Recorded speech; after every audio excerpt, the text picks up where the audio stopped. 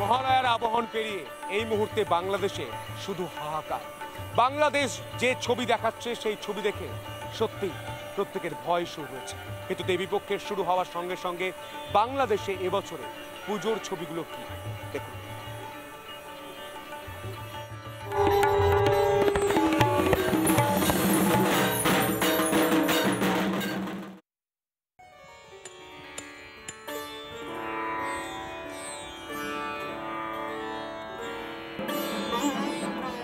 ঢাকেশ্বরী জাতীয় মন্দির থেকে রমনাকালী শাঁখারী বাজার, প্রতিটি মণ্ডপেই চলছে শেষ মুহূর্তের সাজসজ্জা।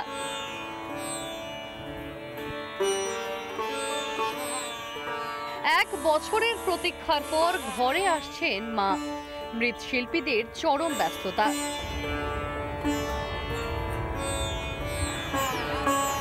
আমাদের এই 3 মাস যাবত কাজ শুরু হয়েছে, মাটির কাজ করে এখন রঙের কাজ শেষ, এখন সাজনা কাজনার কাজ কিছু বাকি আছে। এরপরে আমরা আগামী শনিবার দিন আমাদের প্রত্যেকটা মন্দিরে আমাদের প্রতিমা পুষিয়ে দিতে হবে।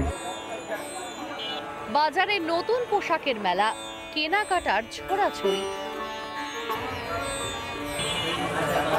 এদিকে পুজোকে এবছর আরো কিভাবে সুন্দর করা যায় সেটাই ভাবনা ওপারের হিন্দুদের। প্রত্যেক বাঙালির মতোই আসলে আমারও পূজার প্রিপারেশন অনেক বেশি জমজমাট হিসাবেই চলছে। আমরা সবাই নতুন কাপড় চোপড় কিনেছি এবং মাকে বাসায় নিয়ে আসার জন্য অনেক বেশি এক্সাইটেড। আমাদের নিজেদের পূজা হয়, তো আমরা মাকে কী কাপড়ে রাখবো, এরপর প্রত্যেকটা বেলায় আমরা কী প্রসাদ বানাবো, সব কিছু নিয়ে আমাদের প্রিপারেশন চলছে।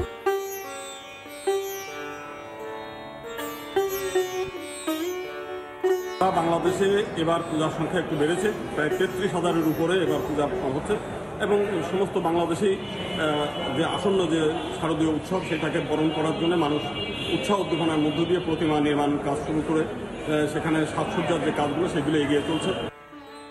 মহাষষ্ঠীর কাউন্টডাউন শুরু, দেবীর আগমনের অপেক্ষায় এখন রঙিন বাংলাদেশ।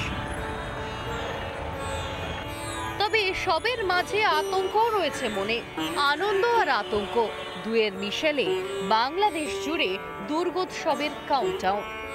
রিপাবলিক বাংলা।